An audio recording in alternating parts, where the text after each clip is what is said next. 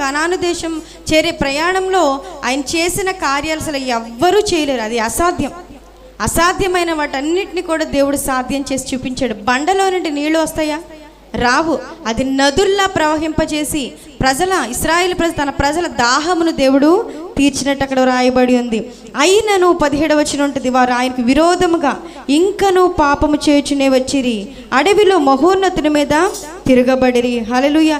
ఇంకను అంటే ఎన్ని కార్యాలు చూసినా, ఎన్ని మేలు పొందుకున్నా, ఎన్ని అద్భుతాలు చేసినప్పటికీ కూడా, ఇన్ని ఆశ్చర్య కార్యాలు చేసి ఆ బానిసత్వం నుండి దేవుడు ఇశ్రాయేలు ప్రజలను విడిపించి కనాను దేశం నడిపించడానికి ఎన్నో ఆశ్చర్య కార్యాలు చేసిన దేవుణ్ణి ఇన్ని మహత్కార్యములు చూసినా కానీ ఇంకనూ ప్రజలు ఎలా ఉన్నారంటే విరోధంగా పాపము చేయుచునే వచ్చిరంట.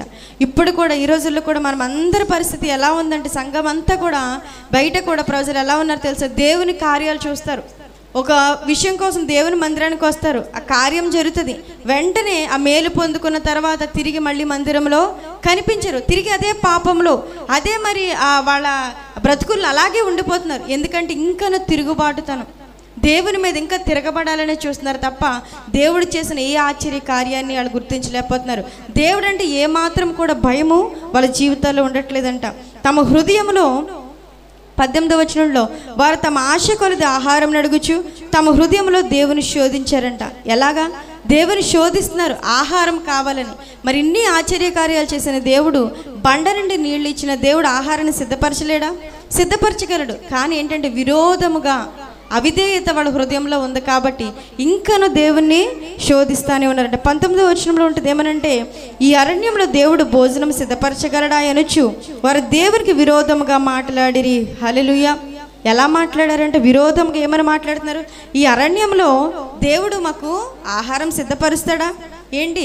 సముద్రాన్ని పాయలుగా చేసిన దేవుడు, బండ నుండి నీళ్ళు ఇచ్చిన దేవుడు, ఆ 40 సంవత్సరాలు కూడా వాళ్ళ ప్రయాణం ఎలా సాగిందంటే వాళ్ళు వేసుకున్న బట్టలంట పాతకెళ్ళిపోదు, వాళ్ళ చెప్పులు అరిగిపోలేదు. అది ఎలా సాధ్యం? ఈరోజు వేసుకున్న బట్టలు రేపటికల్లా మాసిపోతే ఒక 2 రోజులకి కంపు కొడతాయి. కానీ ఆ 40 సంవత్సరాల ప్రయాణం అంతట్లో కూడా వాళ్ళ బట్టలు పాతకెళ్ళిపోలేదు, చెప్పులు అరిగిపోలేదు. దేవుడు ఎలా మోసుకుని వచ్చాడు? తన ప్రజల్ని గ్రద్ద రెక్కల మీద మోసుకొని వచ్చినట్లంటే దేవుడు మోసుకుని వచ్చాడు. అయినప్పటికీ కూడా ఇక్కడ ఇశ్రాయేలు ప్రజలు ఏమంటున్నారంటే, ఈ అడవిలో, ఈ అరణ్యంలో ఎలాంటి షాపులు ఉండవు కదా, బియ్యం కొనుక్కోవడానికి కానీ ధాన్యం కొనుక్కోవడానికి ఏముండవు కదా, ఇన్ని లక్షల మందికి దేవుడు ఆహారము సిద్ధపరచగలడా? మాకు ఆహారం కావాలి, మాకు మాంసం కావాలి. కింద వచనాల్లో ఉంటుంది ఏంటంటే, మాకు మాంసము, ఆయన తన ప్రజలకు మాంసం సిద్ధపరచగలడా, ఆయన మనకు ఆహారం ఇవ్వగలడా అని చెప్పేసి అంటే ఇవన్నీ కూడా సణుగుకుంటున్నారు. సణుగుడు దేవుని నుండి మనల్ని, ఈ సణుగుడు దూరం చేస్తుంది, శాపంలో మనల్ని పడేస్తుంది. దేవునికి విరోధంగా మన హృదయంలో పదే అపనమ్మిక. దేవుడు ఎన్ని మేలు చేసినప్పుడు కూడా ఇది జరుగుతుందా, అంత గొప్ప మేలు జరిగింది కానీ ఇది జరుగుతుందని చిన్న చిన్న విషయాల దగ్గర మనము దేవుణ్ణి అనుమానిస్తూ ఉంటాం. ఇశ్రాయేలు ప్రజలు కూడా ఇన్ని అద్భుతాలు చూసినా దేవునికి విరోధంగా మాట్లాడుతున్నారు. ఏంటంటే మనకు ఆహారం సిద్ధపరచగలడా, మనకి మాంసం సిద్ధపరచగలడా, తృప్తిగా మనం తినగలమా?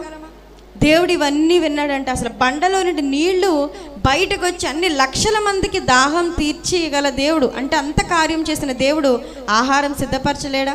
ఆ కింద వచనాలు ఉంటుంది, చదవద్దు కానీ దేవుని యందు వాళ్ళంట విశ్వాసము ఉంచలేకపోయారంట. 21వ వచనంలో ఆయన దయచేసిన రక్షణను ఆయన యందు నమ్మకించలేదు. ఆయన దయచేసిన రక్షణను వాళ్ళ ప్రజలు కూడా ఎవరు కూడా నమ్మలేదంట. దేవునికి కోపం వస్తుంది. ప్రతి సందర్భంలో కూడా తిరుగుబాటుతనం వచ్చినప్పుడు, విరోధముగా ఆయనకి మాట్లాడినప్పుడు దేవుడికి కోపం వస్తుంది. తిరిగి మళ్ళీ క్షమించి ప్రజల్ని కనాను దేశం దేవుడు నడిపించాడంట. హల్లెలూయా. ఈ క్రమంలో, ఈ ప్రయాణం క్రమంలో మన్నాను కురిపించాడు. మాంసం కావాలి, మాంసం తిని చాలా రోజులైపోయింది. సణుగుడు, మేము మరి ఐగుప్తులో ఉంటే మేము అలా తినేవాళ్ళం, ఇలా తినేవాళ్ళం, అలా ఉండేది, అది దొరికేది అన్నప్పుడు దేవుడు అంతమంది ప్రజలకి దేవదూతలు తినే ఆహారాన్ని, మన్నాను దేవుడు కురిపించినట్లు కింద వచనాల్లో మనం చూస్తాం. హల్లెలూయా. పూరేళ్ళని రప్పించాడంట. అదంతా చుట్టూ అంతా అవన్నీ కూడా పూరేళ్ళు ఉన్నప్పుడు అవి తిన్నారంట. దేవుడు ఎన్ని రకాలుగా కార్యాలు చేసినా, ఎన్ని అద్భుతాలు చేసినా, మన జీవితంలో ఇది జరగదు అనుకున్నది కూడా జరిగించి చూపించిన, కానీ ఇంకను తిరుగుబాటుతనమే మన హృదయంలో ఉంది. ఇక్కడ ఆశా పదే కదా రాస్తాడు, ఇంకను తిరుగుబాటుతనమే, ఇంకను దేవుని శోధించే గుణమే ఉంటే గనక ఈ సమయంలో మనము మన మనసుల్ని మార్చుకుందాం. ఎందుకంటే ఆయన అద్భుత కార్యాలు చేయగలడు, ఆశ్చర్య కార్యాలు చేయగలడు. హల్లెలూయా. అన్ని లక్షల కాల్బలమును ఇశ్రాయేలు ప్రజల్ని అంత అద్భుత రీతిగా నడిపించిన దేవుడు. పగలు ఎలాంటి ఎండ దెబ్బలు తగలేదు, రాత్రి వెన్నెల దెబ్బ తగలేదు, ఏ అపాయము రాకుండా దేవుడు వాళ్ళని ఎలా తెలుసా ఎంత చక్కగా కాపాడి సంరక్షించి, వాళ్ళకి ఆహారం కావాలంటే మన్నాను కురిపించి, మాకు మాంసం కావాలంటే ఆ పూరేలను రప్పించి, నీళ్లు కావాలి దాహంగా, ఈ దాహంతో మమ్మల్ని చంపేస్తాడు దేవుడు. ఇలా ప్రతిసారి కూడా తిరుగుబాటుతనమే, కానీ ఆ ప్రతి దాన్ని కూడా దేవుడు క్షమించి వాళ్ళకి అన్ని విధాల సంరక్షించిన దేవుని యందు ఇంకనూ నమ్మకించలేకపోతున్నారు. ఎప్పటికీ ఇంకా మనం అదే అవిశ్వాసంలో ఉంటే మనం ఆ హృదయాలను మార్చుకొని దేవుని యందు నిరీక్షణ ఉంచి మనం ముందుకు కొనసాగుదాం. ఈ కొద్ది మాటలు దేవుడు దీవించును గాక. ఆమేన్.